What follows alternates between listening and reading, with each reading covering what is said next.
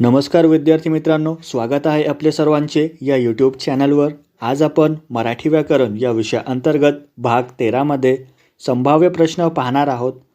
चला तर सुरुवात करूया। पहिला प्रश्न, नवीन मतांचा पुरस्कार करणारा, त्याला म्हटलं जातं नवमतवादी।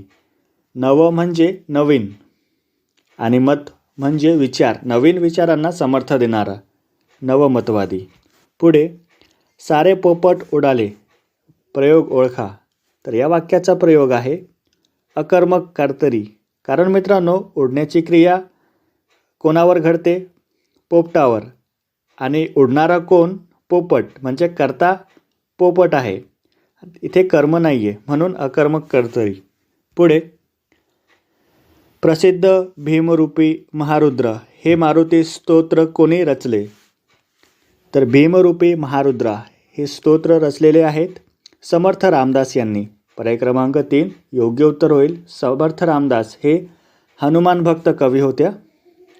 पुढे, कवीश्वर या शब्दाचा खालीलपैकी योग्य संधी विग्रह ओळखा। कवीश्वर, तर कवी पर्याय क्रमांक 3 आपला योग्य उत्तर होईल। कवी वला पहिली वेलांटी आहे आणि जो ई आहे तो दीर्घ ई आहे, म्हणून पर्याय क्रमांक 3 मधला संधी विग्रह योग्य होईल।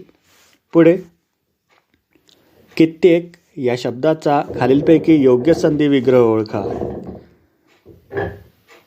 कित्येक, तर इथे होईल पर्याय क्रमांक 1 किती एक। मित्रांनो, इथे ऐक आहे, हे एक नाही, म्हणून ऐकण्याची क्रिया आहे ही, म्हणून आपला पर्याय क्रमांक 1 हाच योग्य होईल।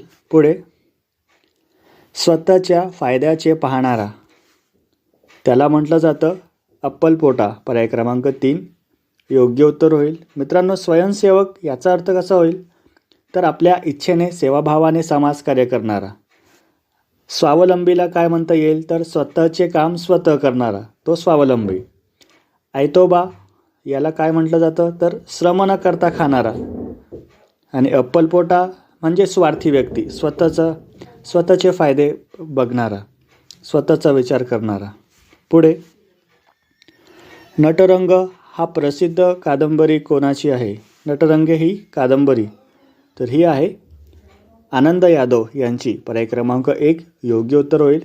आनंद यादव यांची नटरंग ही कादंबरी ग्रामीण जीवनावर आधारित आहे ती कादंबरी। पुढे, घोड्याचे डॅश, तर इथे आवाज विचारलेला आहे, प्राण्यांच्या आवाजावर हा प्रश्न आहे। घोड्याचे खिंकाळणे म्हणतो आपण। पर्याय क्रमांक 3 योग्य उत्तर होईल। ज्या प्रकारे गाईचे बैलाचे हंबरणे आहेत आणि वाघाची डरकाळी आहे, सिंहाची गर्जना आहे, त्याचप्रकारे घोड्याच्या आवाजाला खिंकाळणे असं म्हटलं जातं। पुढे, खालीलपैकी विरुद्धार्थी शब्दाची जोडी ओळखा। विरुद्धार्थी शब्द असलेले, तर शाप वर हा विरुद्धार्थी शब्द आहे।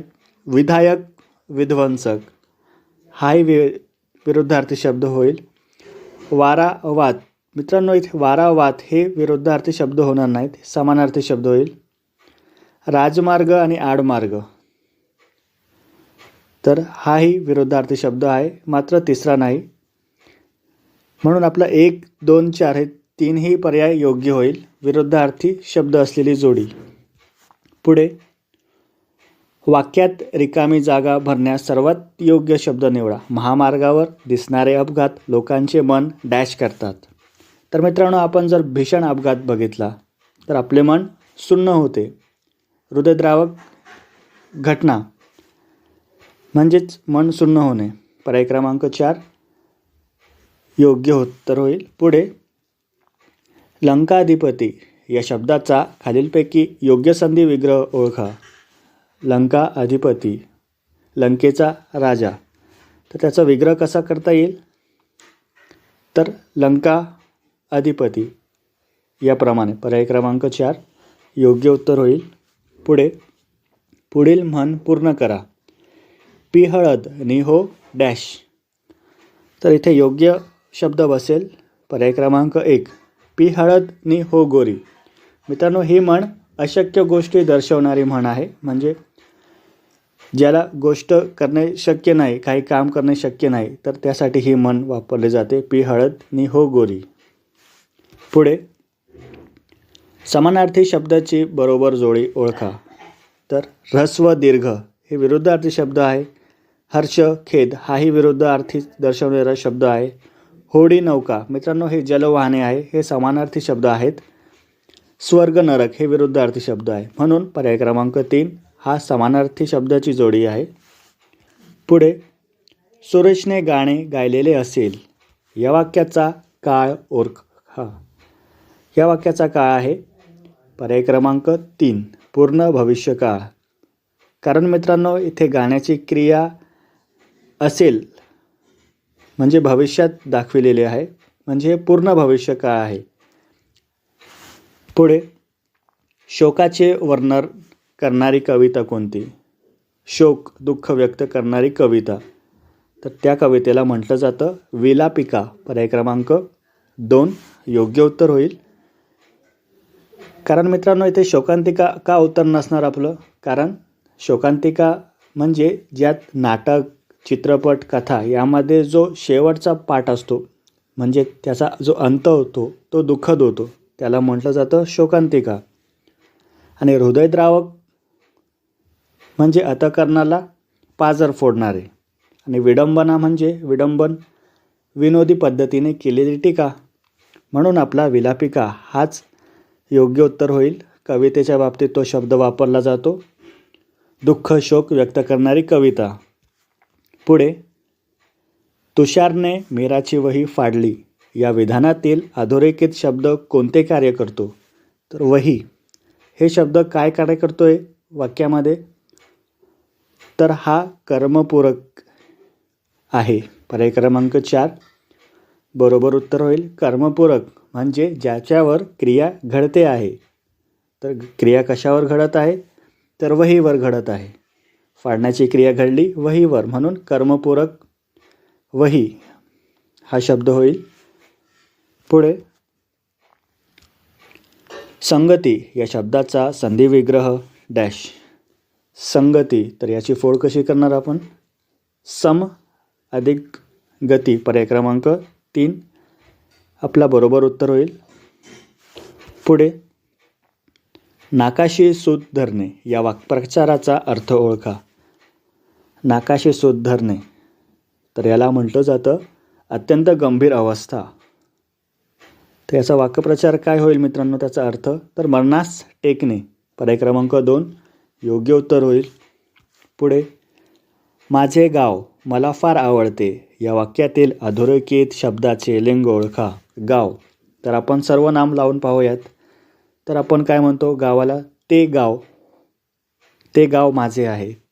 ते म्हणजेच नपुंसकलिंगी. पर्याय क्रमांक 2 योग्य उत्तर होईल. पुढे ती गाणे गाते प्रयोग ओळखा. तर मित्रांनो इथे कर्ता आपण बदलून बघूयात. तो गाणे गातो तर क्रियापद बदलत आहे, म्हणजे हा तर कर्तरी आहे हे आपल्याला निश्चित आहे. तर इथे कर्तरी प्रयोग नाही आहे. एकतर अकर्मक कर्तरी होईल, नाहीतर सकर्मक कर्तरी होईल. तर आता इथे कर्म आहे का मित्रांनो? तर होय, इथे कर्म आहे, म्हणून हे सकर्मक कर्तरी प्रयोग आहे. कारण गाणे हे कर्म इथे आलेलं आहे. ती गाणे गाते, गाण्याची क्रिया होते, म्हणून गाणे हा कर्म होईल, म्हणून सकर्मक कर्तरी प्रयोग. पुढे मी सिनेमा पाहिला अपूर्ण भविष्यकाळ करा या वाक्याचं आपल्याला भविष्यकाळात रूपांतर करायचं आहे, आणि तेही अपूर्णपणे म्हणजे चालू क्रियेमध्ये.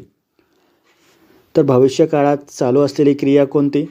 तर पाहत असेन ही चालू असलेली क्रिया आहे भविष्यकाळात. म्हणजेच पर्याय क्रमांक 1 मी सिनेमा पाहत असेन योग्य उत्तर होईल. पुढे मित्रपरिवारासह केलेले भोजन या अर्थाचा खालीलपैकी योग्य शब्द निवडा. मित्रपरिवारासह केलेले भोजन तर याला एक शब्द आहे, तो म्हणजे सहभोजन. पर्याय क्रमांक 1 योग्य उत्तर होईल. पुढे बाजार हाट या शब्दात कोणता समास आहे? बाजार हाट हा द्वंद्व समासाचा प्रकार आहे आणि त्यामध्ये उपप्रकार आहेत.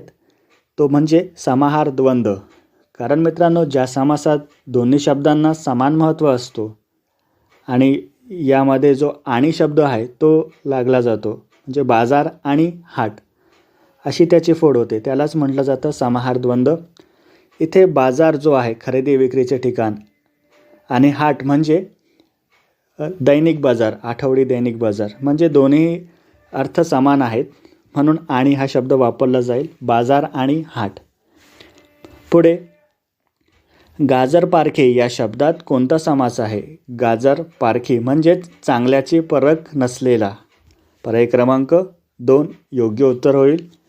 मित्रांनो, शेवटचा प्रश्न, सत्ता या शब्दास समानार्थी असलेला शब्द ओळखा. सत्ता म्हणजे हक्क, अधिकार, म्हणून पर्याय क्रमांक 3 अधिकार आपला योग्य उत्तर होईल. मित्रांनो, अशा प्रकारे आपण 25 प्रश्न बघितलेत, त्यामागचे कन्सेप्ट आपण जाणून घेतलेत. व्हिडिओ आवडल्यास व्हिडिओला लाईक करा, चॅनलला सबस्क्राईब करणं विसरू नका. काही शंका असेल तर कमेंट बॉक्समध्ये नक्कीच कमेंट करा.